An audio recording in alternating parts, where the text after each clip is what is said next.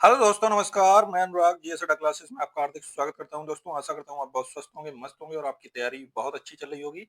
दोस्तों, UP SI 2025 में जो 4543 वैकेंसी आई हैं, उसके फॉर्म अभी भरे जा रहे हैं। जिन्होंने अभी तक नहीं भरे हैं, फॉर्म जल्द से जल्द कंप्लीट करके अपनी तैयारी में लग जाइए, क्योंकि तैयारी जो होती है वो 1 दिन का 2 दिन का परिणाम नहीं होती, उसके लिए थोड़ा लंबा समय चाहिए होता है। तो उसी तैयारी की दिशा में आज दोस्तों हम लेकर आए हैं यूथ कंपटीशन टाइम्स की बहुत ही महत्वपूर्ण पुस्तक है आपकी। अध्यायवार सॉल्व्ड पेपर्स की हिंदी की है, ये सामान्य हिंदी की। और ये यूपी पीआरपीवी की जो चैप्टर वाइज सॉल्व्ड इसमें दिए गए हैं। और इसमें SI, ASI, constable, jail warden, radio operator, computer operator के जितने भी क्वेश्चंस, आपका पहला जो हमारा चैप्टर रहेगा वो हिंदी वर्णमाला रहेगा। उसमें जितने भी क्वेश्चंस आपके आए हुए हैं, क्योंकि इन सभी का जो सिलेबस है वो समान रहता है। SI, SI, constable, jail warden, radio operator और कंप्यूटर ऑपरेटर का सिलेबस समान ही रहता है, क्योंकि इनको कंडक्ट कराता है यूपी पीआरपीवी। तो उसी दिशा में आज दोस्तों हम कंप्लीट करेंगे हिंदी वर्णमाला। और ये 92 महत्वपूर्ण प्रश्नों का संग्रह होगा पीवाईक्यू का। यहाँ पर जो 92 क्वेश्चंस होंगे ये व्याख्या सहित होंगे, क्योंकि आपके आगामी एग्जाम्स में ये व्याख्याएं आपके लिए बहुत रामबाण साबित होंगी। और यहीं से आपको क्वेश्चंस देखने को मिल जाएंगे, आपको इससे एक्स्ट्रा पढ़ने की जरूरत नहीं है। बस पीवाईक्यू से आपको एक तरीका पता लगेगा कि इस प्रकार के क्वेश्चन आ रहे हैं। तो आइए आज शुरू करते हैं हम चैप्टर वाइज श्रृंखला हिंदी वर्णमाला। तो दोस्तों, हिंदी वर्णमाला के प्रश्नों को शुरू करने से पहले हम थोड़ा बुक का 1 मिनट का परिचय प्राप्त कर लेते हैं, जिससे आपको पढ़ने में आनंद आएगा। उत्तर प्रदेश पुलिस भर्ती एवं प्रोन्नति बोर्ड द्वारा इन परीक्षाओं का आपका आयोजन किया जाता है सभी का। और सामान्य हिंदी अध्यायवार सॉल्व पेपर्स व्याख्या सहित इसमें हल दिए गए हैं। और ये जो आपका दिया हुआ है, ये आपका एक प्रकार से सिलेबस दिया हुआ है, जिसमें पहला चैप्टर है हिंदी वर्णमाला, 9 से 17 पेज तक। फिर उसके बाद संज्ञा चालू होगा, फिर लिंग वचन कारक। हम लिंग, संज्ञा और सर्वनाम को एक साथ कवर कराएंगे, उसके बाद हम लिंग वचन कारक करेंगे। आज हम कवर करेंगे हिंदी वर्णमाला को सिर्फ। और ये जो आपका यूपी पीआरपीवी द्वारा जो सिलेबस आपका दिया हुआ है, ये सभी के लिए समान होता है ज्यादातर परीक्षाओं के लिए, जो उत्तर प्रदेश पुलिस भर्ती एवं प्रोन्नति बोर्ड द्वारा कराई जाती हैं। तो इनमें जो हिंदी का सिलेबस होता है, ये 6 टॉपिक्स लगे रहते हैं, जिसमें व्याकरण में ये पूरा व्याकरण एक प्रकार से आ जाता है। और उसमें सबसे पहला है हिंदी व्याकरण। तो हमें इसी को सबसे पहले आज कवर करेंगे। और इसमें आपका 1991 से 2021 तक की एसआई की जो भर्ती हुई हैं, उन सभी के जितने भी पेपर्स हैं, उन सभी का यहाँ पर हल दिया गया है। फिर उपनिरीक्षक इनका दिया गया है। तो इस प्रकार जो प्रश्नों की 115 प्रश्न पत्र लिए गए हैं और 4150 जो है प्रश्न प्रश्नों का अध्यायवार प्रस्तुत किया गया है। तो आइए अब हम शुरू करते हैं अपना चैप्टर हिंदी वर्णमाला। सबसे पहला प्रश्न है आपका कि निम्नलिखित में से 4 विकल्पों में उस विकल्प का चयन कीजिए जो सही पूर्ण रूपेण वर्ण विच्छेद वाला है।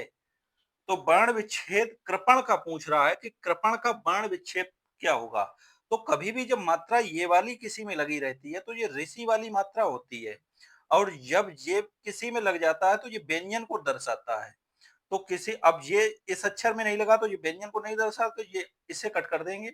इसमें लगने लगा, ये भी कट हो जाएगा। और इसमें डायरेक्ट कर ही दे दिया तो ये भी कट हो जाएगा। इसे तो हम एलिमिनेशन मेथड से भी निकाल सकते थे। अब देखिए, कृपण शब्द सम्यक रूपेण से वर्ण विच्छेद इस प्रकार होगा। का में जब हमने ये लगाया व्यंजन की हलंत, तो ये क्या हो गया, ये रा जो था इसे पूरे ऋषि में हमने यहाँ पर बदल दिया। और फिर पा और छोटा आ बन जाएगा, ड़ा और फिर आ। जब भी हम वर्ण विच्छेद करते हैं, जब यहाँ पर हलंत लगती है तो इधर जो अक्षर होता है, अगर वहां पर कुछ भी नहीं है तो छोटा आ में वो अक्षर टूट जाता है। तो हमारा सर्वाधिक उपयुक्त विकल्प हमारा डी होगा इसका। ओष्ठ दीर्घ स्वर का उदाहरण है। तो छोटा ऊ, छोटी ई और री, ये आपके ह्रास के उदाहरण है, हास्व स्वर के। और दीर्घ स्वर यहाँ पे कह रहा है, तो दीर्घ स्वर ही हम सिर्फ अगर देख लें तो ये बड़ा ऊ, छोटा के बाद बड़ा आता, तो इसमें हमें मात्रा ये दीर्घ में थोड़ी सांस ज्यादा लगानी पड़ती है। तो ये इस प्रकार से आंसर हमारा बड़ा ऊ होगा। बड़ा ऊ ओष्ठ्य दीर्घ स्वर का उदाहरण है। और अन्य की बात करें तो छोटा ऊ ह्रास्व स्वर का उदाहरण है ओष्ठ्य। और छोटी ई जो है तालव्य ह्रास स्वर का है। और री जो है ये छोटी री होती है। ये जो छोटी री है और इसमें एक ये प्राचीन काल में जब लिखी जाती थी तो ये इस प्रकार से और होती ये बड़ी री होती थी। ये अब हो गई है विलुप्त। तो इस प्रकार आंसर जो हमारा होगा वो डी होगा। नेक्स्ट की बात करें ओष्ठ अल्प प्राण घोष वर्ण कौन सा है का उदाहरण कौन सा है। तो इसका आंसर हमारा बी बा हो जाएगा। वक्री वाला बा। वह जो है महाप्राण जिसमें आपकी सांस ज्यादा लगती है तो उसे बोलते हैं महाप्राण। तो भा जो है इसमें ओष्ठ महाप्राण घोष वर्ण है। और बा में ओष्ठ अल्प प्राण यानी थोड़ी सांस लग रही बा बोलते हैं बा। और भा बोला तो ज्यादा सांस निकल रही है। अल्प प्राण में हमारे अंदर से थोड़ी सांस निकलती है और महाप्राण में सांस ज्यादा निकलती है। इस आधार पर भी हम एलिमिनेट कर सकते हैं आंसर को। तो पा में ओष्ठ अल्प प्राण अघोष वर्ण है। और फा जो है ओष्ठ महाप्राण अघोष वर्ण होगा। तो इस प्रकार आंसर हमारा बा हो जाएगा बा। नेक्स्ट की बात करें कौन सा तालव्य वर्ण नहीं है। तो तालव्य वर्ण नहीं है तो सा जो हो जाएगा वो तालव्य वर्ण नहीं है। क्योंकि सा जो होता है सा जब बोलते हैं सड़क वाला सा जब बोलते हैं तो दोनों दांत एक दूसरे से मिलते हैं और हल्की सी दांत में आवाज आती है। तो ये दंत वर्ण हो जाता है सा। और जो सीटी वाला सा होता है ये वाला जो है इस ये तालव्य वर्ण के अंतर्गत आता है। ये जब हम हमारी जो जीभ होती है वो ऊपर तालू पर लगती है सीटी वाले में। बस दोनों में यही डिफरेंस होता है। छोटी ई बड़ी ई चा छा जा झा या ये आपके तालव्य वर्ण के उदाहरण हैं। और सा जो होता है दंत वर्ण ये याद रखिएगा। इसीलिए ये कह रहे हैं कि जो व्याख्या है आपके लिए ब्रह्मास्त्र है। यहाँ से क्वेश्चन आपको देखने को अगर क्वेश्चन से तो क्वेश्चन मिलेंगे ही लेकिन क्वेश्चन से अगर क्वेश्चन छूटता है तो व्याख्या आपकी वहां पर सहायक होगी। उससे क्वेश्चन आपको मिल जाएगा। चा वर्ग में महाप्राण व्यंजन कितने हैं। तो चा वर्ग में जो है महाप्राण व्यंजन जो है दो होते हैं छा और झा। महाप्राण और चा जा या ये अल्प प्राण होते हैं। हमने अल्प प्राण और महाप्राण के बारे में बताया। अल्प प्राण में थोड़ी सांस निकलती है और महाप्राण में ज्यादा निकलती है। नेक्स्ट क्वेश्चन 6 की बात करें देवनागरी लिपि का विकास किस लिपि से हुआ है। तो ये ब्राह्मी लिपि से हुआ है। देवनागरी लिपि का विकास ब्राह्मी लिपि से हुआ। ब्राह्मी प्राकृत भाषा की लिपि है। शारदा चित्रलिपि खरोष्टी ये सभी लिपि प्राचीन भाषाओं से संबंधित लिपियां हैं। नेक्स्ट 7 नंबर की बात करें इनमें से कौन सा वर्ण अघोष महाप्राण है। अघोष में 2021 में पूछा गया क्वेश्चन एसआई में। तो खा जो है अघोष महाप्राण है। झा जो है सघोष महाप्राण है। और चा जो है अघोष अल्प प्राण है और रास सघोष अल्प प्राण है। इसमें अघोष महाप्राण पूछ रहा है तो आंसर हमारा खा सही हो जाएगा। ये झा चा और ता का जो दे रहा है ये आपका अलग है। नेक्स्ट की बात करें का वर्ग में घोष व्यंजन कितने हैं। तो का वर्ग में गा घा और ड़ा घोष व्यंजन हैं। तो घोष व्यंजन होते क्या हैं। तो इसका आंसर हमारा हो जाएगा बी का वर्ग में गा घा और ड़ा तीन आपका घोष व्यंजन है। जिन व्यंजनों के उच्चारण में स्वतंत्र ध्वनियों में कंपन हो प्रत्येक वर्ग का तीसरा चौथा और पांचवा। अब का वर्ग है तो का वर्ग में का खा गा घा या णा। अब देखिए दूसरा ये हो गया। फिर आपका दूसरे के बाद चौथा और फिर तीसरा चौथा पांचवा। तो तीसरा आपका गा हो गया चौथा घा हो गया और फिर आम हो गया। तो इस प्रकार जो हो जाएगा का गा घा और णा हो जाएगा। घोष व्यंजन कहलाते हैं। संयुक्त व्यंजन का उदाहरण कौन सा है। तो संयुक्त व्यंजन का उदाहरण ज्ञा है। तो ज्ञा किससे मिलकर बनता है। तो ज्ञा मिलकर बनता है जा और यहाँ से मिलकर बनता है जा प्लस यहाँ से मिलकर। संयुक्त व्यंजन जो होते हैं वो चार हैं। एक छत्री वाला छ त्रा ज्ञा और श्रा, मिश्रा में जो श्रा लगता है वो भी आपका, तो ये 2 अक्षरों से मिलके बनता है। छतरी में का प्लस सा और त्रा में ता प्लस रा और ज्ञा में इसे ज्ञानी भी बोल देते हैं। जैसे ज्ञानी बोलते हैं तो बहुत से लोग आपका ज्ञानी बोल देते हैं। जैसे बाबा रामदेव ज्ञान को क्या बोलते हैं? ज्ञान बोलते हैं, ज्ञान। तो वो ज्ञान इसीलिए बोलते हैं क्योंकि इसमें 2 अक्षर जो टूट रहे हैं, जा और या। स्रा में बात करें तो सा प्लस रा हो जाएगा। तो संयुक्त व्यंजन क्या होते हैं? दो, जो व्यंजन दो या दो से अधिक व्यंजनों के मेल से बनते हैं उन्हें संयुक्त व्यंजन कहा जाता है। संयुक्त व्यंजन में पहला व्यंजन हमेशा क्या होगा? स्वर रहित होगा। जैसे ये का, ता और जा और सा जो है स्वर रहित करने के लिए नीचे हलंत लगा दी जाती है। जैसे का है, अगर हमने का बोला तो ये का क्या है? ये आपका स्वर प्लस व्यंजन दोनों का मेल है। अगर जब हम इसे दर्शाएंगे व्यंजन के रूप में तो नीचे क्या लगा देते हैं? हलंत लगा देते हैं। तो ये व्यंजन के रूप में दर्श रहा है। नेक्स्ट की बात करें, मूर्धन्य और दूसरा जो है वो स्वर सहित होता है। तो यहाँ पर ये देखिए रा लगा हुआ है। अब नीचे इसमें रेफ नहीं निकाली गई है, तो रेफ नहीं निकली जिसमें, तो वो स्वर रहित हो जाएगा, स्वर सहित हो जाएगा। मूर्धन्य अल्प प्राण व्यंजन कौन सा है? तो मूर्धन्य अल्प प्राण व्यंजन, इसमें कम वायु निकल रही है तो णा हो जाएगा। ढा, मा, चा और णा। मूर्धर अर्पणा णा है। मा ओष्ठ अल्प प्राण व्यंजन है। चा तालव्य अल्प प्राण व्यंजन है। नेक्स्ट की बात करें, इनमें से कौन सा व्यंजन संयुक्त व्यंजन का उदाहरण है? अभी बताया ही था ऊपर, त्रा जो हो जाएगा संयुक्त का। छत्री का प्लस सा का होता है जके छत्री। तो व्यंजन ये आपका यहाँ पर व्याख्या दी गई है। विकल्प डी सही है। छत्री में का प्लस सा, पहला जो होता है वो व्यंजन होता है और दूसरा व्यंजन स्वर सहित होता है। व्यंजन जो होता है वो स्वर सहित होता है।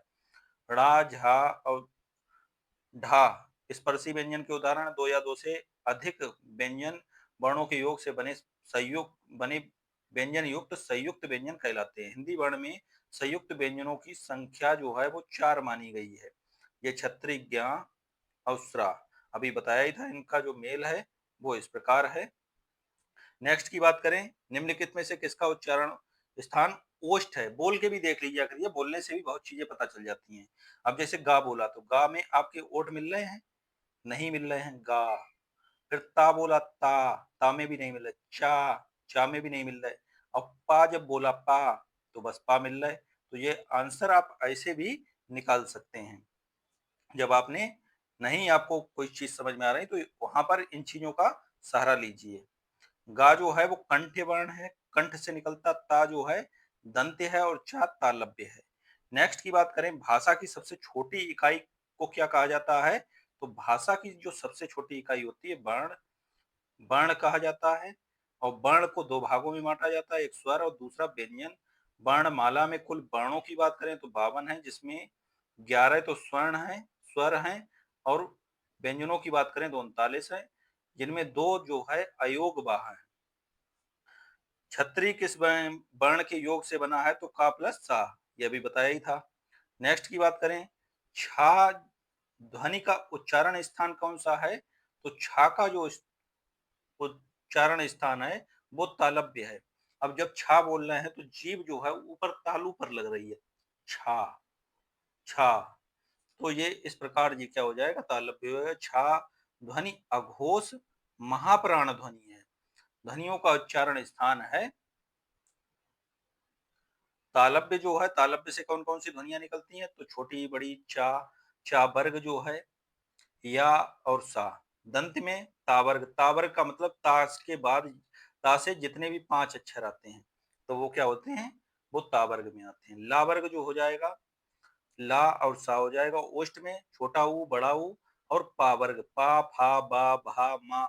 तो इस प्रकार ये पा वर्ग हो जाएगा। 5 अक्षर पा से मतलब। और वात्सर में ना, रा और ला आएगा।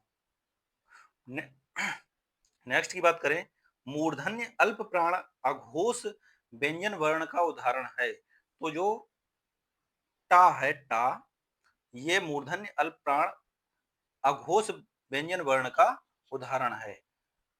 पा जो है ओष्ठ अल्प प्राण अघोष व्यंजन वर्ण।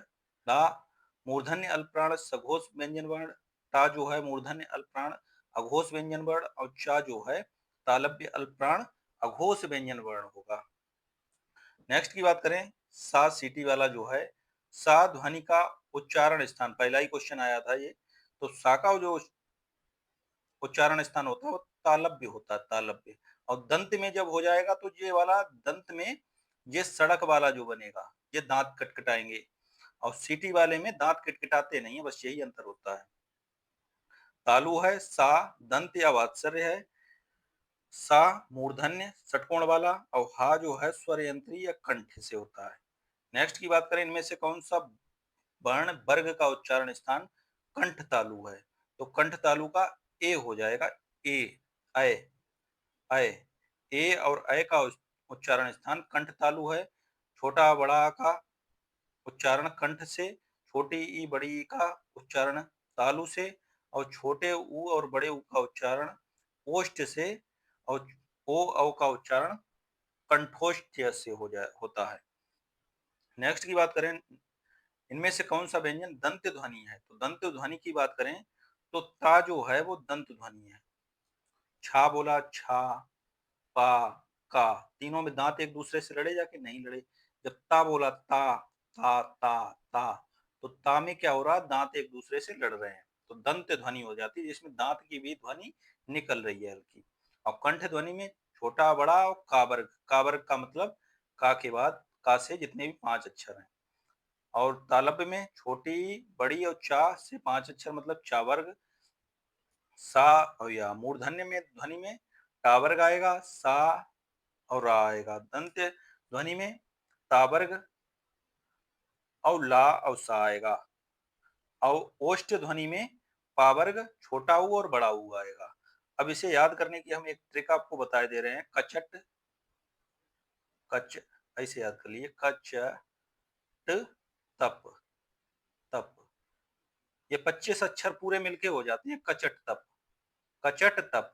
अब का से कंठ ध्वनि, ये का है जो कंठी से, देखिए का से कंठ ध्वनि, और चा से जो है वो ताल, तो चल यहाँ पर ऐसे याद कर लीजिए, कंठ तालव्य मूर्धन्य दंत्य ओष्ठ, कंठ तालव्य दंत्य, कंठ तालव्य मूर्धन्य दंत्य ओष्ठ, इन्हें 2-4 बार पढ़ेंगे जाके, और कचट तप आप याद रखिए, उसमें ये कंठ तालव्य मूर्धन्य दंत्य ओष्ठ को मिला दीजिए, तो ये सारे आपको वर्ण याद हो जाएंगे कि इनकी ध्वनियां कहाँ से निकलती हैं, और ये क्वेश्चन बहुत ज्यादा मात्रा में आपके यूपीएसआई में पूछे जाते हैं, और बच्चे सबसे ज्यादा कंफ्यूज भी इसी में होते हैं।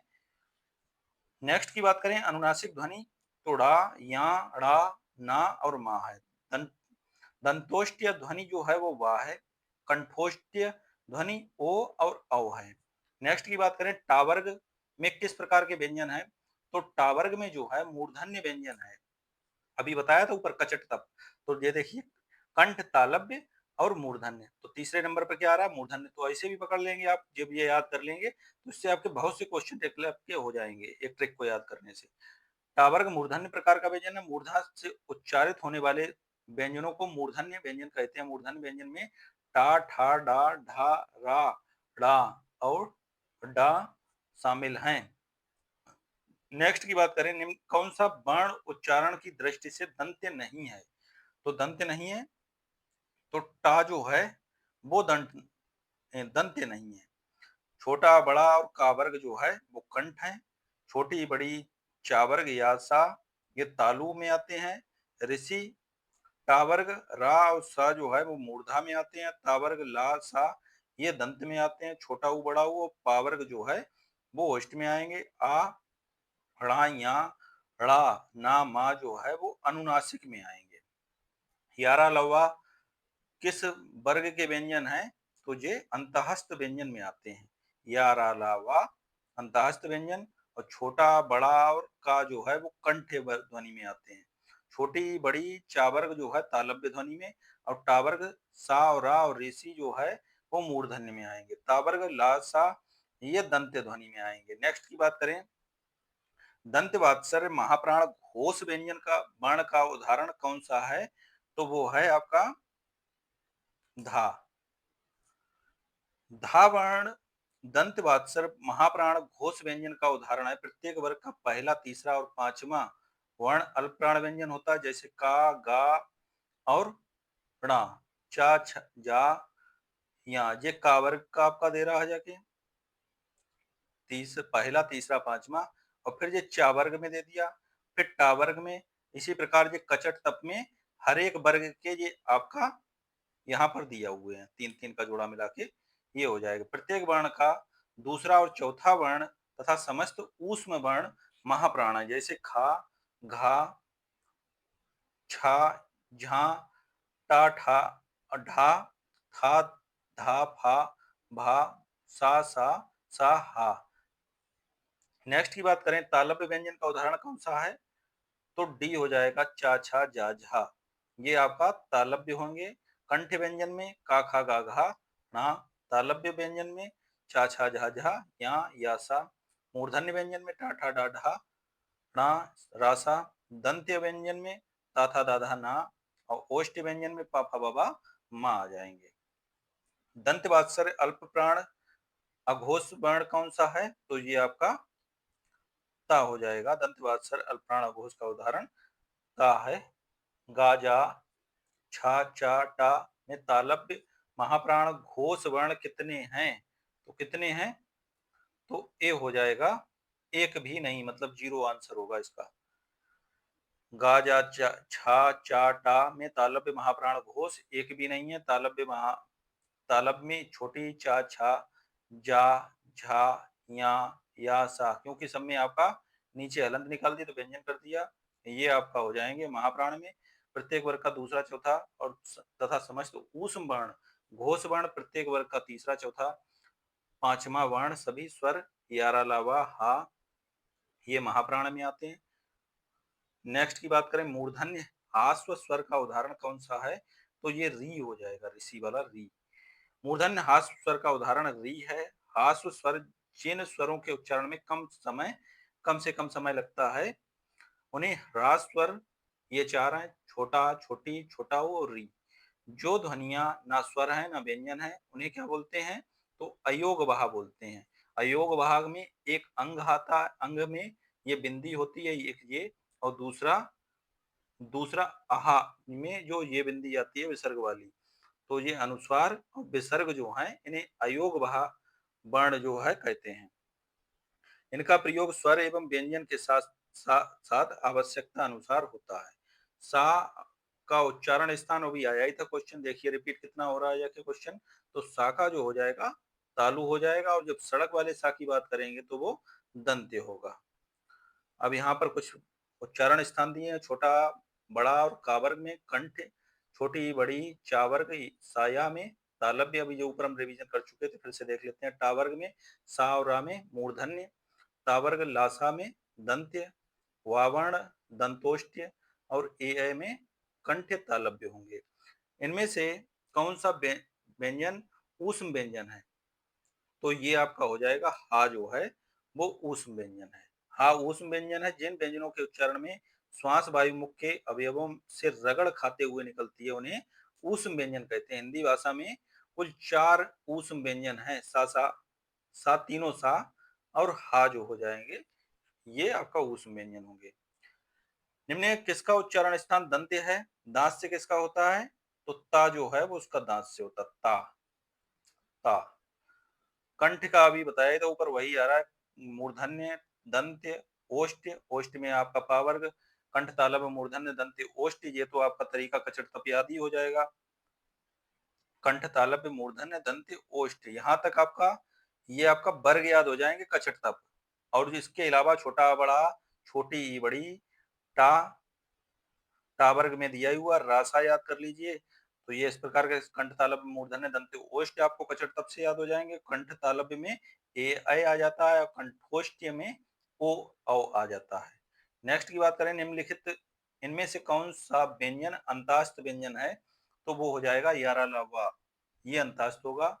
अंतःकरण के माध्यम से उच्चारित होने वाले व्यंजनों को अंतास्त व्यंजन कहा जाता है। इससे वर्ण जिनको जीभ और होंठों के परस्पर सटने से बोला जाता है लेकिन कहीं पर भी दोनों पूरी तरह से स्पर्श नहीं होते हैं, तो वो क्या कहलाते हैं, अंतःस्थ व्यंजन कहलाते हैं।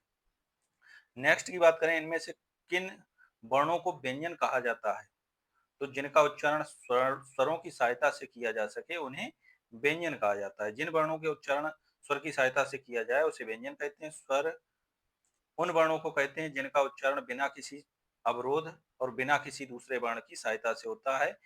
स्वरों की संख्या की बात करें तो 11 है और व्यंजनों की 39, 2 अयोगवाह अंग और आ हैं। हिंदी वर्णमाला में टोटल बात करें तो 52 वर्ण हैं।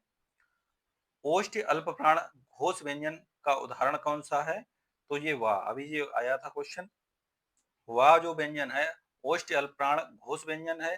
अन्न फा ओष्ठ स्पर्श अघोष महाप्राण। पा जो है ओष्ठ स्पर्श अघोष महाप्राण। वा की बात करें तो दंतोष्ट्य सघोष अंतहस्थ अल्प प्राण है। नेक्स्ट क्वेश्चन की बात करें कंठ अल्प प्राण व्यंजन का उदाहरण कौन सा है? तो ये हो जाएगा गा। गा कंठ अल्प प्राण व्यंजन वर्ण का उदाहरण है। व्यंजन वर्ण कंठ तालु मूर्धा दंत ओष्ठ के स्पर्श से बोले जाते हैं। इसी से इन्हें स्पर्श व्यंजन कहा जाता है। इन्हें हम वर्गीय व्यंजन भी कहते हैं। उच्चारण के स्थान की अलग अलग एकता के लिए हुए वर्गों में विभक्त। जैसे कचट तब ये हो गया वर्ग। अब कचट तब में ये 5 वर्ग आ गए। जो ये कंठ से, ये तालु से, ये मूर्धा से, ये आपका दंत से और ये ओष्ठ थे। ये कचट तप याद रखिए। और कचट तप में का के 5 वर्ग। का से हम गिनना स्टार्ट करेंगे और 5 तक अक्षर गिनेंगे तो ये 5 अक्षर हो जाएंगे का से। तो कचट तप ये हो जाएगा। नेक्स्ट अंतःस्थ व्यंजन की बात करें तो यारा लावा। इसका उच्चारण जीभ तालु दांत और ओंठों के परस्पर सटने से होता था। अंतःस्थ व्यंजन अर्ध स्वर भी कहलाते हैं। उस व्यंजन तीनों सा और हा जो है इनका उच्चारण रगड़ व घर्षण से उत्पन्न ऊष्म वायु यानी इसमें हमें गर्म वायु निकलती है तो ये ऊष्म व्यंजन होता है। प्रत्येक वर्ग का पहला तीसरा पांचवा अल्प प्राण होता है। अब प्रत्येक वर्ग का मतलब ये कचट तप के वर्ग की बात कर रहा है। तो ये पहला तीसरा पांचवा, पहला तीसरा और पांचवा, पहला तीसरा और पांचवा ये याद रखिएगा। ये आपका अल्प प्राण होंगे और दूसरा और चौथा जो है खा मान लो और घा मान लो तो ये आपके क्या हो जाएंगे? ये महाप्राण होंगे। नेक्स्ट की बात करें इनमें से चा वर्ग के वर्णों का उच्चारण स्थल कौन सा है? तो ये तालु हो जाएगा। चा वर्ग का उच्चारण स्थल तालु है। जिन ध्वनियों के उच्चारण में जीवा का मध्य भाग तालु से स्पर्श होता है उन्हें तालव्य कहते हैं। छोटी बड़ी स्वर और चा छा जा झा या यानी चा वर्ग जो हो गया और सास और या व्यंजन। नेक्स्ट की बात करें इनमें से किस शब्द में री की मात्रा का उपयोग हुआ? तो री की मात्रा पहले देख लीजिए। ये ऐसी मात्रा होती है। किसी में जब ऐसी मात्रा आपको लगी दिखाई दे तो वो क्या हो जाएगा? री की मात्रा हो गई। तो ऋतु में दिख नहीं रहा, ये नहीं होगा। वर्षा में भी नहीं होगा, क्रिया में भी नहीं होगा और वृष्टि में हमें दिख रहा है तो यही हो जाएगा। जैसे सभी में देखिए जिसमें लगी हुई है प्रत्येक में तो ये सब में री की मात्रा लगी हुई है। इनमें से समृत स्वर कौन सा है? तो समृत स्वर जो है वो बड़ी ई होगा। अब समृत स्वर होते क्या है? तो समृत स्वर या ऊंचा स्वर ऐसी ध्वनि होती है जिसमें बिना व्यंजन की ध्वनि बनाए जीवा को मुंह में जितना संभव हो सके उतना ऊंचा और तालु के समीप रखा जाता है। उदाहरण के लिए छोट बड़ी ई एक समृत स्वर है। विव्रत स्वर की जब बात करेंगे तो विव्रत स्वर या निम्न स्वर ऐसी ध्वनि होती है जिसमें जीवा को मुंह में जितना संभव हो सके उतना नीचे और तालु से दूर रखा जाता है। उदाहरण के लिए बड़ा आ एक विव्रत स्वर है। नेक्स्ट की बात करें मूर्धन्य महाप्राण अघोष व्यंजन वर्ण का उदाहरण कौन सा है? तो ये ठा हो जाएगा। ठा मूर्धन्य महाप्राण अघोष व्यंजन वर्ण का उदाहरण है। नेक्स्ट अब हम बात कर लेते हैं वर्ण के प्रकार की और यहाँ पर वर्ण दिया हुआ है। तो छा ढा ठा धा भा तो ये तालव्य मूर्धन्य दंत्य और ओष्ठ है। अगर महाप्राण अघोष व्यंजन और व्यंजन वर्ण व्यंजन तो सभी हैं क्योंकि सभी में नीचे आपका रेफ लगा दी गई है। और ये दो आपका छा ठा अघोष हो जाएंगे। धा भा आपका व्यंजन में सघोष हो जाएंगे और सभी ये महाप्राण हैं। नेक्स्ट की बात करें तालव्य महाप्राण अघोष व्यंजन वर्ण का उदाहरण कौन सा है? तो ये छा हो जाएगा। तालव्य महाप्राण अघोष व्यंजन का ठा था और झा जो है वो तालव्य महाप्राण सघोष और था जो है दंत महाप्राण अघोष व्यंजन और ठा मूर्धा महाप्राण अघोष व्यंजन है। नेक्स्ट की बात करें कंठोष्ठ्य दीर्घ स्वर वर्ण कौन सा है, तो ये औ हो जाएगा। औ कंठोष्ठ्य दीर्घ स्वर वर्ण का उदाहरण है। कंठ ध्वनि अभी बताया था का वर्ग और छोटा बड़ा। तालव्य ध्वनि चा वर्ग छोटी बड़ी और सा या। मूर्धन्य वर्ग टा वर्ग खचट तपई आ रहा है, ये देखिए कंठ तालव्य मूर्धन्य और दंत में ता वर्ग हो जाएगा और लासा हो जाएगा। ओष्ठ में पा वर्ग हो जाएगा। कंठ तालव्य मूर्धन्य दंत ओष्ठ हो गया तो ये कचट तप हो गया। कंठ तालव्य ए आए और कंठोष्ठीय ध्वनि ओ अ हो जाएगा। नेक्स्ट की बात करें कंठ तालव्य दीर्घ स्वरवर्ण का उदाहरण है तो ये ए हो जाएगा। ए वर्ण कंठ तालव्य दीर्घ स्वर वर्ण है। ए और ऐ दोनों स्वर का उच्चारण कंठ तालव्य है। ओ औ कंठोष्ठ है। छोटा ऊ बड़ा ऊ का ओष्ठ और छोटा बड़ा का कंठ, छोटी बड़ी का उच्चारण तालु तालु तथा री का उच्चारण स्थान मूर्धा है। नेक्स्ट की बात करें कंठ महाप्राण घोष व्यंजन वर्ण का उदाहरण कौन सा है, तो ये हा हो जाएगा। हा में जो हलंत लग रही है ये सभी में व्यंजन है। तो कंठ महाप्राण घोष व्यंजन का उदाहरण कौन सा है, तो ये हा हो जाएगा। प्योर व्यंजन बनाने के लिए आपको क्या करना पड़ता है, नीचे रेफ लगानी पड़ती है। अगर ये हा हम लिखेंगे तो ये हा जो है व्यंजन और स्वर दोनों का जो है मेल है। हा वर्ण कंठ महाप्राण घोष वर्ण का उदाहरण है। जैसे खा का खा और आ। ये कंठ अल्पप्राण अघोष कंठ महाप्राण अघोष वर्ण और कंठ अल्पप्राण घोष वर्ण हो जाएगा। इनमें से कौन सा वर्ण अघोष है, तो ये सी हो जाएगा। चा जो है वो अघोष है। चा वर्ण अघोष है, से सभी सघोष वर्ण है। स्पर्शी व्यंजन के सभी वर्ग के प्रथम द्वितीय और वर्ण अघोष तथा तृतीय चतुर्थ पंचम वर्ण सघोष वर्ण होते हैं। नेक्स्ट की बात करें मूर्धन्य अल्पप्राण घोष व्यंजन वर्ग का उदाहरण कौन सा है, तो ये आपका हो जाएगा डा। दिए गए विकल्पों में डा वर्ण मूर्धन्य अल्पप्राण घोष वर्ण व्यंजन वर्ण का उदाहरण है। शेष दिए गए वर्णों के विवरण इस प्रकार हैं। ठा भा और धा मूर्धन्य महाप्राण अघोष व्यंजन वर्ण। भा जो है अल्प ओष्ठ महाप्राण घोष व्यंजन वर्ण और धा जो है दंत महाप्राण घोष व्यंजन वर्ण है। नेक्स्ट की बात करें ओष्ठ महाप्राण घोष व्यंजन वर्ण का उदाहरण कौन सा है, तो ये हो जाएगा भा। दिए गए विकल्पों में भा जो व्यंजन है वर्ण ओष्ठ महाप्राण घोष व्यंजन वर्ण का उदाहरण है। दिए गए अन्य विकल्पों में वर्णों में का विवरण है इस प्रकार है। बा फा और ठा। वा जो है वो दंत अल्पप्राण घोष वर्ण। फा जो है ओष्ठ महाप्राण अघोष वर्ण और ठा जो है मूर्धन्य महाप्राण अघोष का उदाहरण है। नेक्स्ट की बात करें मूर्धन्य अल्प प्राण अघोष वर्ण का उदाहरण कौन सा है, तो ये आपका टा हो जाएगा व्यंजन वाला। जिन वर्णों का उच्चारण जीवा के अग्रभाग कठोर तालु के अग्रभाग से टकराता है उसे मूर्धन्य वर्ण बोलते हैं। जैसे टा ठा डा ढा डा डा सा, ये आपका मूर्धन्य है। अल्प प्राण प्रत्येक वर्ग का पहला तीसरा पांचवा, जैसे कचटता है प्रत्येक वर्ग का पहला तीसरा पांचवा अल्प प्राण होगा और दूसरा और चौथा क्या होगा, वो महाप्राण होगा। का ये आपका दे दिया जाके यार अलावा अल्प प्राण है। अघोष की बात करें तो का खा चा छा टा ठा ता था पा फा वर्गों के पहले व दूसरे वर्ण सा सा सा अघोष वर्ण होते हैं। नेक्स्ट की बात करें इनमें से कौन सा व्यंजन ऊष्म है, तो तीनों सा जो होते हैं वो ऊष्म होते हैं। तो एक सा यहाँ पर दिया हुआ है। तो ऊष्म में कौन कौन से आते हैं, कंठ तालव्य कंठताल मूर्धा दंत्य ओष्ठ्य कंठतालु ए और कंठोष्ठ्य जो है ओ औ। ये हम सब पहले ही ऊपर रिवीजन कर ही चुके हैं। घा गा ड़ा टा ठा और ता कितने अघोष व्यंजन हैं, तो सी हो जाएगा दो। इनमें दो हैं। इनमें ता और टा जो है वो अघोष है। जिन वर्णों के उच्चारण करते समय स्वर तंत्रियों में कंपन होता है उन्हें घोष या सघोष बोलते हैं। प्रत्येक वर्ग का तीसरा चौथा पांचवा सारे स्वर यारा लावा हा सघोष वर्ण आते हैं, ये याद रखिएगा। जिन वर्णों का उच्चारण करते समय में स्वर तंत्रियों में कंपन नहीं होता उन्हें बोलते हैं अघोष। और प्रत्येक वर्ग का पहला, जैसे का बोला का, तो स्वर तंत्री में जैसे गले पर जो स्वर होता है, जहाँ से हमारा स्वर निकलता है, वहां पर हाथ लगा के आप देखेंगे तो का बोलते समय कंपन हो रहा है? नहीं हो रहा है। तो का जो है वो अघोष में आएगा। तो पहला और दूसरा वर्ण जो का जो बोला, खा बोला, और सा ये तीनों सा जो होते हैं वो अघोष में आते हैं। नेक्स्ट की बात करें, तालव्य महाप्राण घोष वर्ण का उदाहरण कौन सा है?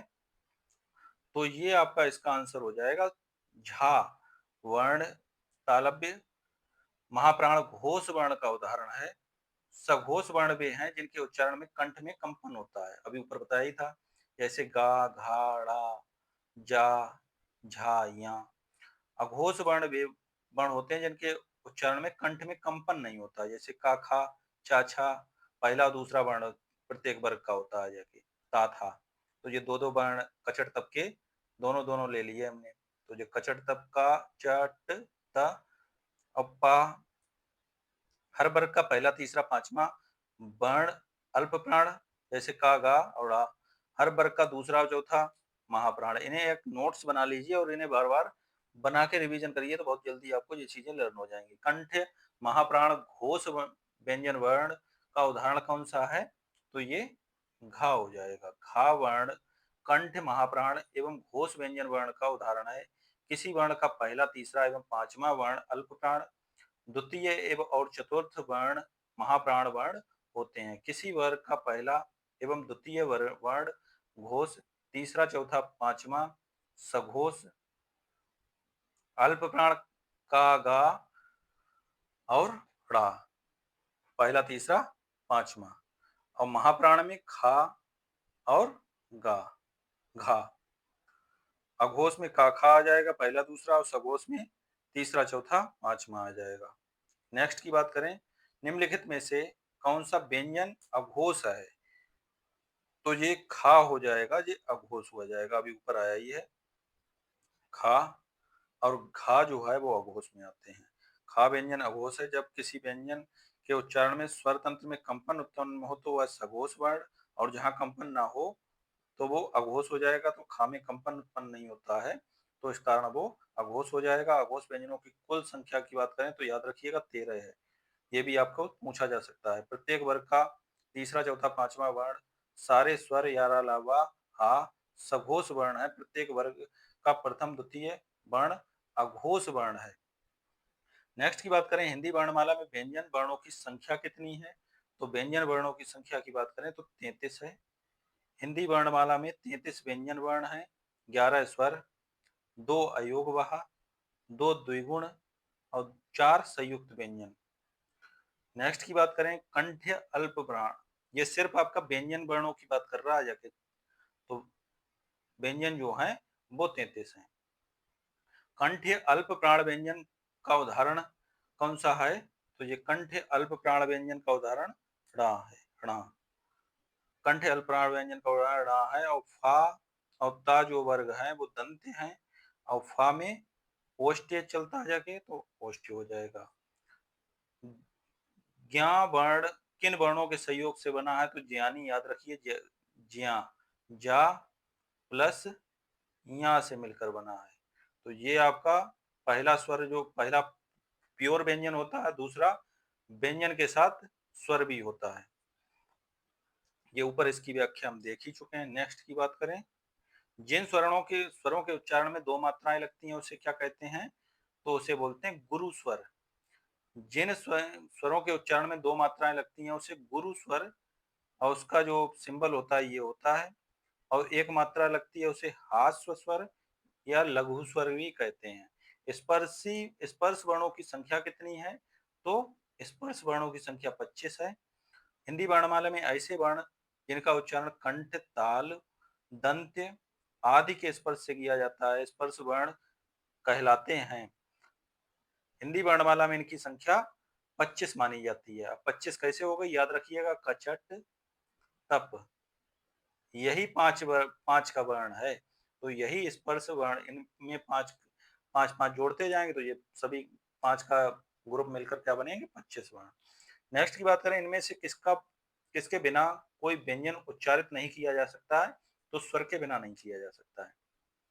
हिंदी वर्णमाला के वे वर्ण जो स्वरों की सहायता से उच्चारित किए जाते हैं व्यंजन कहलाते हैं, अर्थात स्वरों के बिना व्यंजनों को उच्चारित नहीं किया जा सकता। नेक्स्ट की बात करें, प्रयत्न के आधार पर ला किस प्रकार की ध्वनि है? मोस्ट इंपॉर्टेंट है, पार्श्विक ध्वनि है।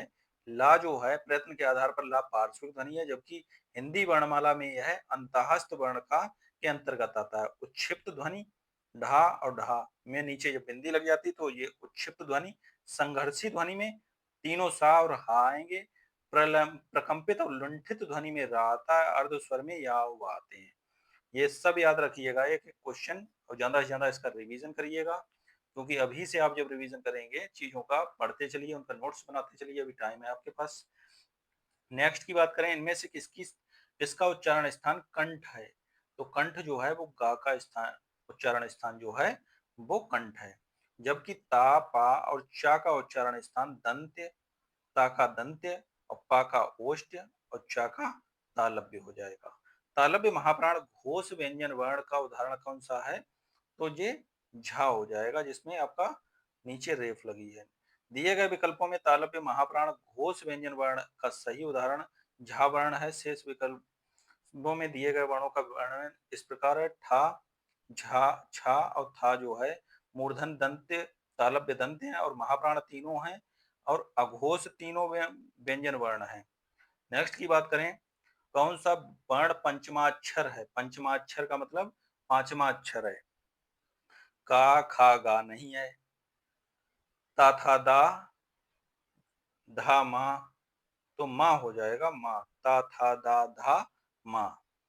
तो माँ जो है पंचमाक्षर है। ब्राह्मी लिपि में उससे व्युत्पन्न अधिकांश लिपियां वर्णमाला के प्रत्येक पांचवें वर्ण के समूह को पंचमाक्षर कहते हैं। देवनागरी लिपि में ड़ा, या, ड़ा, ना और माँ जो है ये पंचमाक्षर आते हैं। जैसे कचट तप जब लिख रहे हैं तो का में जो पांचवा वर्ण होगा, चा में पांचवा वर्ण होगा, तो इस प्रकार कचट तप में पा वर्ग में पांचवा वर्ग कौन सा आएगा? माँ आता है। तो इस प्रकार जो माँ जो होगा वो पंचमाक्षर होगा। हिंदी में मूलतः वर्णों की संख्या कितनी है? तो 52 है, जिसमें स्वर जो हैं वो 11 हैं। अब का ये स्पर्शी मिलके बनेंगे जाके 25, ये 25 हो जाएंगे। अब 4 वर्ण जो हैं यार अलावा, और नेक्स्ट की बात करें, सा हा और उच्छिप्त अयोग वहा, और ये सारे मिलकर आपका इस प्रकार इन्होंने 52 का विवरण दिया है। नेक्स्ट की बात करें, किस व्यंजन का उच्चारण स्थान तालु से होता है? तो जा का स्थान कहाँ होता है? तालु। यहाँ पर सारे छोटा आ बड़ा का वर्ग हा वर्ग ये कंठ तालव्य मूर्धन्य दंत्य ओष्ठ का दिया हुआ है जी ग्राफ, ये आप याद कर लीजिएगा। कचट तप इसमें क च ट और त, तो ये देखिए वर्ग ये यहाँ पर ये वर्ग दे दिया है। तो ये वर्ग कचट तप कंठ तालव्य मूर्धन्य दंत ओष्ठ कंठ तालव्य दंत मूर्धन्य ओष्ठ, और इसमें क च ट तप ये लगा दीजिए। इनसे जितने भी इनके वर्ग के अक्षर 25 वर्गों की आपकी ध्वनियां आपको याद हो जाएंगी। उसके बाद छोटा बड़ा और हा जो है वो कंठ से निकलती हैं। इनके अलावा जे अलग से आप लिख लीजिए।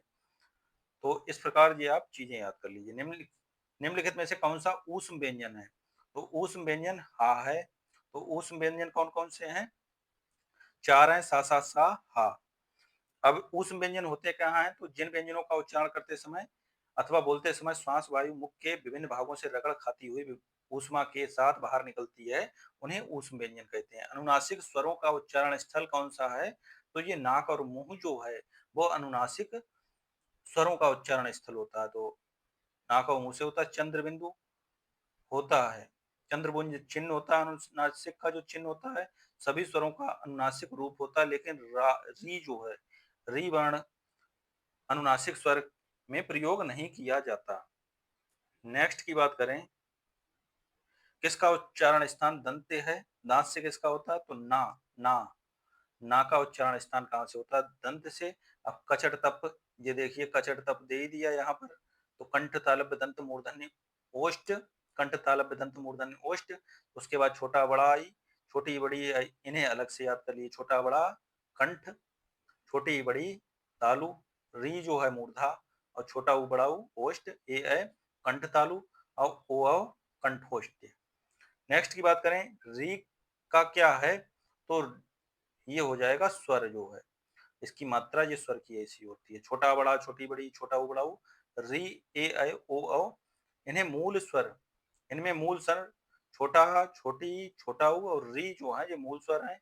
संयुक्त की बात करें जो किसी के मेल से बनते हैं ए ऐ ओ औ, और ह्रास स्वर ये आपका छोटा आ छोटी छोटा ऊ री, और दीर्घ में बड़ा जिनमें बड़े मात्रा लगी हो जाके जो एक दूसरे के मेल से मिलकर बन रहे हो जाके वो दीर्घ हो जाएंगे।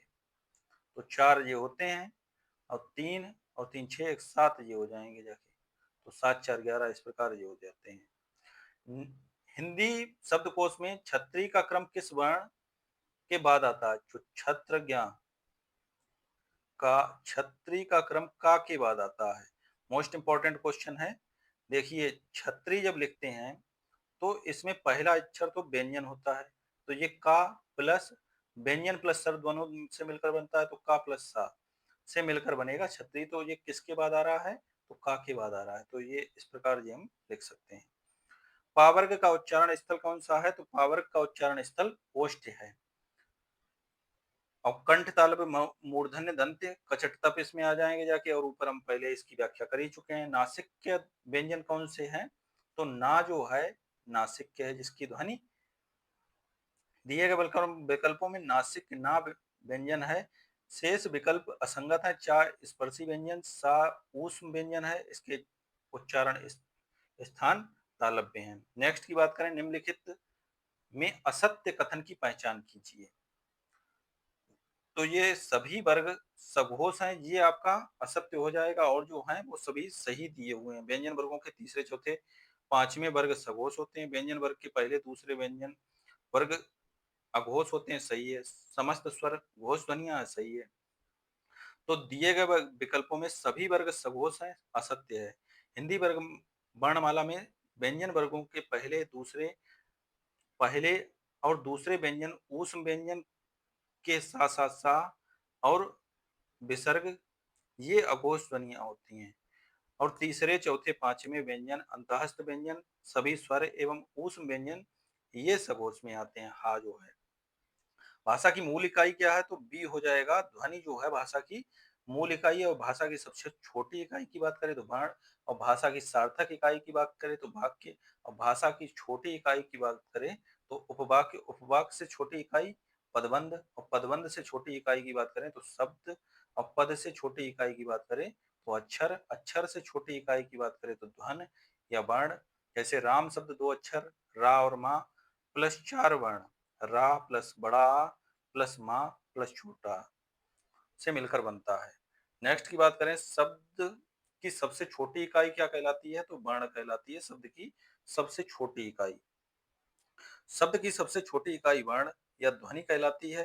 हिंदी में कुल 52 वर्ण होते हैं, जिनमें स्वरों की संख्या 11 है और व्यंजनों की संख्या 33 है। अयोगवाह 2, अंगहा 2 द्विगुण, टा ढा 4 संयुक्त, छत्र ज्ञा स्रा। और वर्णों, नेक्स्ट क्वेश्चन की बात करें वर्णों के कितने भेद हैं? तो वर्णों के 2 भेद हैं, स्वर और व्यंजन। और व्यंजनों की संख्या की बात करें तो 33, स्वरों की संख्या की बात करें तो 11 है। और अंतःस्थ व्यंजन में 4 आ जाते हैं और ऊष्म में 4 आ जाते हैं। ऊष्म में तीनों सा सा सा सा और हा आ जाएंगे। अंतःस्थ में 11 लावा आएंगे। नेक्स्ट की बात करें सा, सीटी वाले सा जो है इसका उच्चारण स्थल कौन सा है? अब सीटी वाले का तो पता है आपको, सड़क वाले का तो दंत होता है, ये तो आपको पता ही है। तो दंत के बाद तालु जो हो जाएगी सी, तो तालु हो जाएगा इसका आंसर। बी आपका आंसर दे रहा है, तो बी में आपका तालु वहां सही है। तो सीटी वाला सा जो होता है उसका उच्चारण स्थान क्या होता है? तालु होता है, तालु। अब तालु तालव्य में छोटी बड़ी और चावर के कंठ तालव्य दंत्य ओष्ठ मूर्धा ये आपका कचट तप वही दिए हुए हैं। नेक्स्ट क्वेश्चन की बात करें कौन सा शब्द रा व्यंजन नहीं है? तो मात्र त्रा में ता में रा ये निकला हुआ है, मूर्धा में रा ऊपर निकला हुआ, मात्र शक्ति और क्रम। तो मात्र ये रा जो निकला हुआ है ये ऋषि वाला निकला है। मातृभूमि शब्द में रा जो है वो व्यंजन नहीं है, व्यंजन नहीं है। मातृभूमि माता त्रा ता और री, ऋषि वाला ये री निकल रहा है, जाके ये ऐसी मात्रा जिसमें लगी हो वो ऋषि की होती है, ना कि रा की होगी, और सभी में रा की मात्रा है। नेक्स्ट की बात करें, कौन सा व्यंजन नासिका द्वारा उच्चारित होता है? तो ड़ा जो है वो नासिका द्वारा होगा। ड़ा का उच्चारण नासिका द्वारा होता है। वर्णमाला में 5 वर्ण हैं जिनका उच्चारण मुख में नासिका से होता है। तो जो कचट तप है, कचट तप, इसके लास्ट वर्ण जितने भी हैं, लास्ट कौन से? का ड़ा है, चा का या है या, और टा का णा, और ता का ना, और पा का मा। तो ये सभी जो है वो नासिका द्वारा उच्चारित होते हैं। नेक्स्ट की बात करें, स्वर रहित व्यंजन जब स्वर सहित व्यंजन से मिलता है तो क्या कहलाता है? तो वो संयुक्ताक्षर कहलाता है। जब कोई स्वर रहित व्यंजन स्वर सहित व्यंजन से संयोजित होता है तब वह संयोग संयुक्ताक्षर के रूप में जाना जाता है। जैसे छत्र, ज्ञा, स्रा, ये 4 संयुक्ताक्षर व्यंजन वर्णमाला में शामिल हैं। इनका विवरण इस प्रकार है: का प्लस सा ये छत्री बना, ता प्लस रा त्रा, और जा प्लस या ज्ञा बना, सा प्लस रा स्रा बना। नेक्स्ट की बात करें, निम्नलिखित में से कौन सा तालव्य ध्वनि है? तो तालव्य ध्वनि की बात करें तो सीटी वाला सा जो है वो तालव्य ध्वनि हो जाएगा। निम्नलिखित ध्वनियां निम्नानुसार है। तो तालव्य तालु ध्वनियां जो है छोटी बड़ी, तालु, ओष्ठ्य, मूर्धन्य, कंठ, दंत, ये पहले हम ऊपर बता चुके हैं, वहां से आप रिवीजन कर लीजिएगा। नेक्स्ट की बात करें, निम्न में से कौन सा वर्ण अघोष है? अघोष कौन सा है? तो ये आपका हो जाएगा का, जो हो जाएगा वो अघोष हो जाएगा। जिन ध्वनियों जन ध्वनियों के उच्चारण में स्वर तंत्रियों के कंपन नहीं होता तो वो क्या कहलाते हैं? अघोष। जैसे का है तो का में कंपन नहीं हो रहा है, उन्हें अघोष बोलते हैं। प्रत्येक वर्ग का पहला और दूसरा, जैसे का और खा जो हो जाएंगे आपका अघोष हो जाएंगे। अब चा और टा जो है वो अघोष हो जाएंगे। तो इसी प्रकार वर्ग के जो सभी अक्षर होते हैं पहले और दूसरे, वो अघोष में आते हैं। अब दूसरा व्यंजन जो है सा ये भी अघोष में आएंगे। सघोष में जिन ध्वनियों के उच्चारण में स्वर तंत्रियों में कंपन होता है उन्हें सघोष बोलते हैं, प्रत्येक वर्ग का। अब ये पहला दूसरा हो गया, तो तीसरा चौथा पांचवा जो हो जाएगा वो सघोष हो जाएगा। नेक्स्ट की बात करें, वर्णों के समुदाय को क्या कहा जाता है? तो वर्णमाला कहा जाता है। वर्णों के समुदाय को वर्णमाला कहते हैं। वर्ण भाषा की सबसे छोटी इकाई है।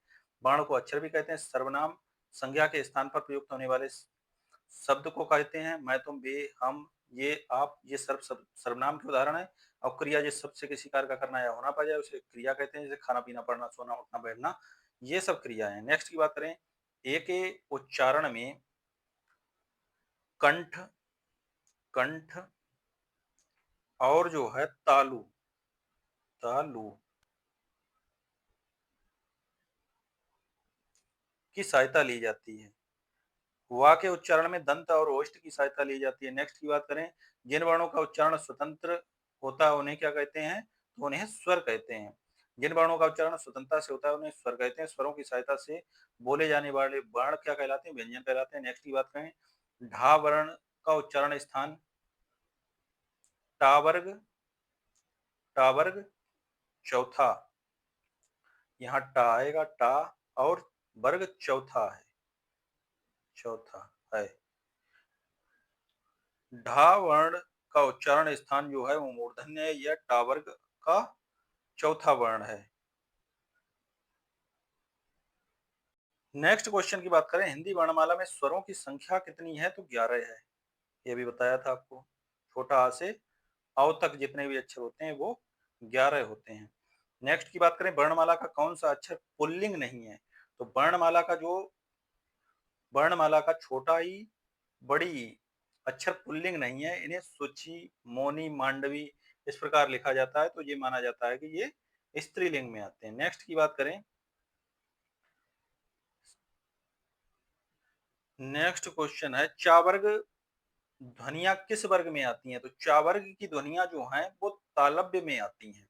चावर्ग चा, छा, जा, झा, या ध्वनियां तालव्य वर्ग के अंतर्गत आती हैं। कंठ में कावर्ग का, खा, गा, घा, हाँ, और दंत में तावर्ग ता था दा धा ना ध्वनियां आती हैं तथा वात्सर्य वर्ग में ना ला रा सा ध्वनियां दंत मूल मसूड़ों के अंतर्गत आती हैं। नेक्स्ट की बात करें दा। अब दा में जब ये आ मिलेगा तो सिर्फ दा ये बन जाएगा। का में का सा आ,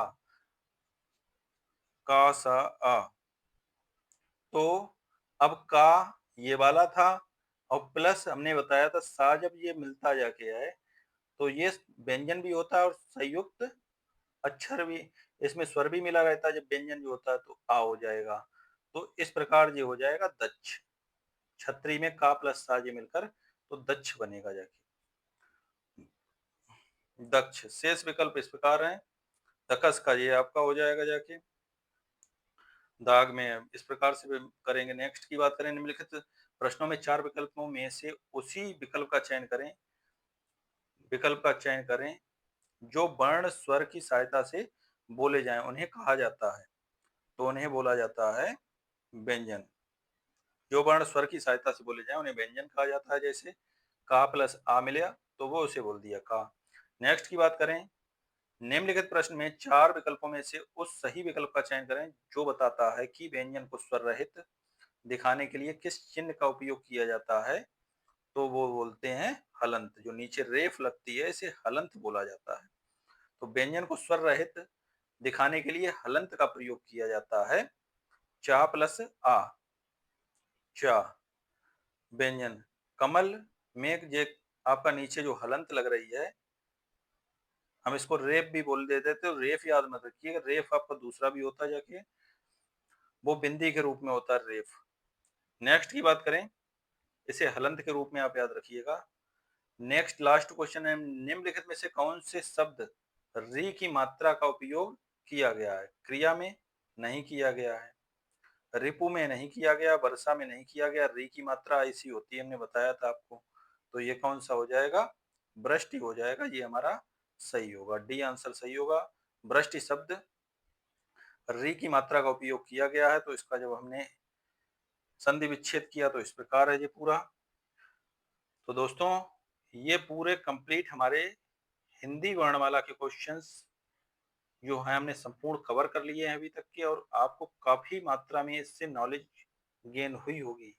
और आप इसे 1 से 2 बार इससे नोट्स बनाइए क्योंकि इससे क्वेश्चन सबसे ज्यादा गलत होने की प्रबल संभावना होती है अगर आपने इसका रिपीटेशन या रिवीजन अच्छे से नहीं किया। तो इसका एक नोट से 1 से 2 पेज का बनाइए। अल्पप्राण का अघोष क्या है, सघोष क्या है, महाप्राण क्या है, अयोग वहा क्या है। तो इन्हें एक जगह लिख लीजिए और उन्हें रट्टा मार लीजिए, बस इनका काम है। और जो अघोष सघोष है, कंठ तालम मूर्धन्य दंते ओष्ठ हैं, इन्हें अब पढ़ते ही पढ़ते 1 से 2 दिन में वो चीजें जब आप ज्यादा से ज्यादा पढ़ेंगे तो वो आपको चीजें धीरे धीरे लर्न हो जाएंगी। तो दोस्तों आशा करता हूँ आपको सेशन काफी अच्छा लगा होगा। अच्छा लगा है तो लाइक करें, सब्सक्राइब करें, शेयर करें। Thank you for watching this video.